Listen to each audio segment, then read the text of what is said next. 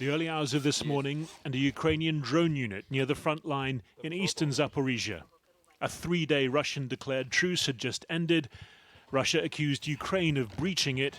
Here they say it was a truce in name only, with constant incoming Russian artillery. As for a negotiated end to the war, they talk in maximalist terms.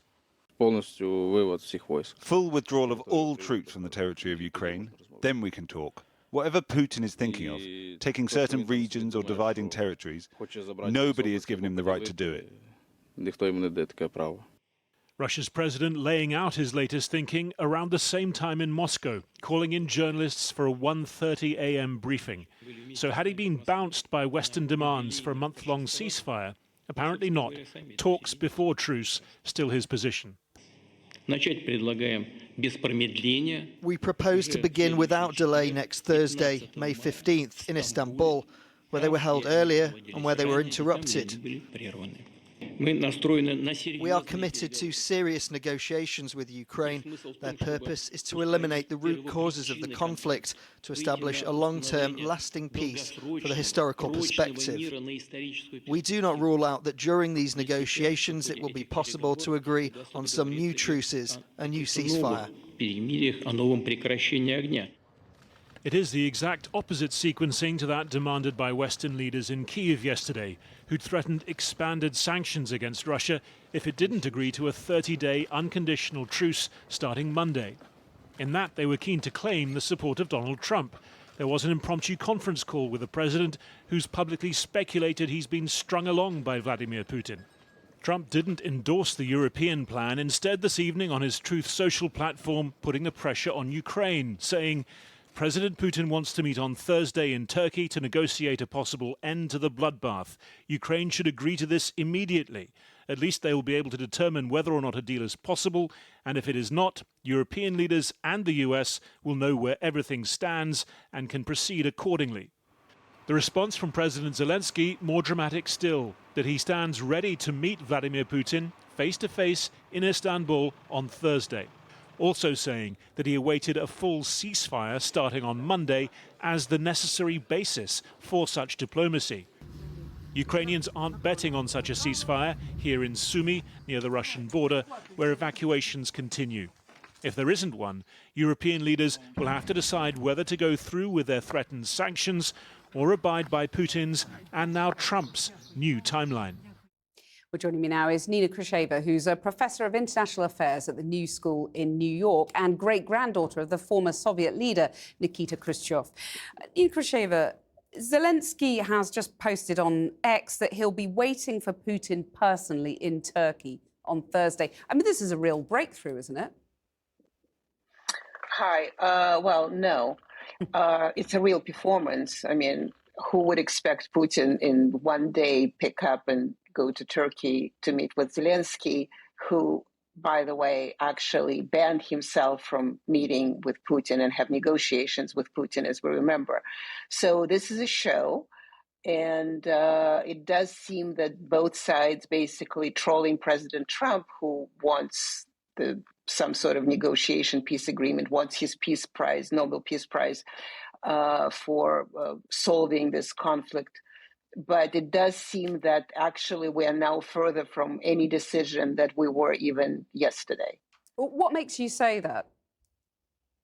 Well, because Putin was not really offering himself to go to Istanbul. There was a talk about the teams and so on and so forth. So Zelenskyy, but in Trump's, because he's not necessarily putting his words in a very clear manner. So he said that Putin suggested and invited Zelenskyy. Zelenskyy should do it. So Zelenskyy decided to take it at face value, as if Putin himself going to be there and waiting for him. So clearly there would be no, if Zelenskyy is there, he's not going to meet with the Russian team, right, and the Russian team, and Putin is not going to meet with Zelenskyy.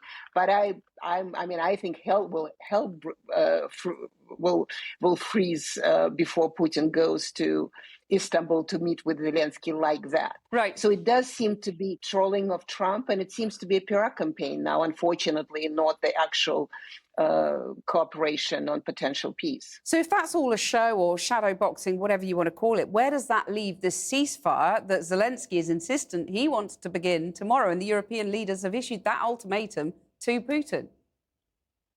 I think it leaves us nowhere from what I am seeing. It leaves us nowhere. Putin doesn't respond to ultimatums, so ceasefire is not going to be happening. He offered his own ceasefires. I think there have been 3 so far. So if he is going to do ceasefire, it's going to be on his terms when he decides, and not when he's being threatened with more sanctions. Which I love how they say, well, it's going to be immediately. That's 17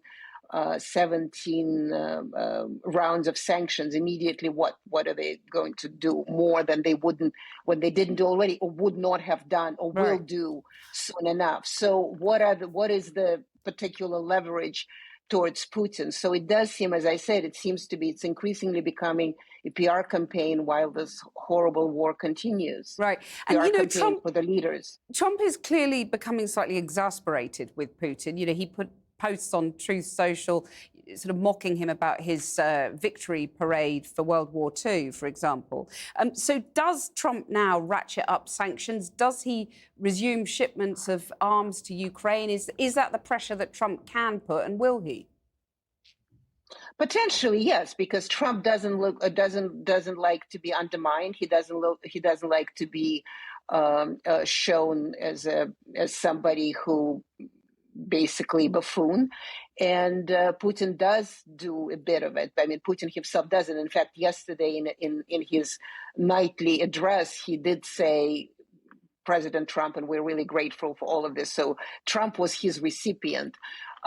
Trump was upset with the parade because Trump likes parades and America doesn't have one yet. And so he was basically punishing Putin for have a Victory Day celebration. But it does seem that Trump may get more exasperated and actually punish Putin for not meeting his demands, essentially, for the Nobel Peace Prize. It's not a given, though, because Trump does seem to be much more partial and forgiving of Putin than he is of Vladimir Zelenskyy. But if Putin pushes hard enough, eventually Trump will be annoyed and act more. It doesn't seem that Putin thinks that worse can come to him, and so he's willing to withstand any pressure. Nina Khrushcheva, thank you very much for joining us.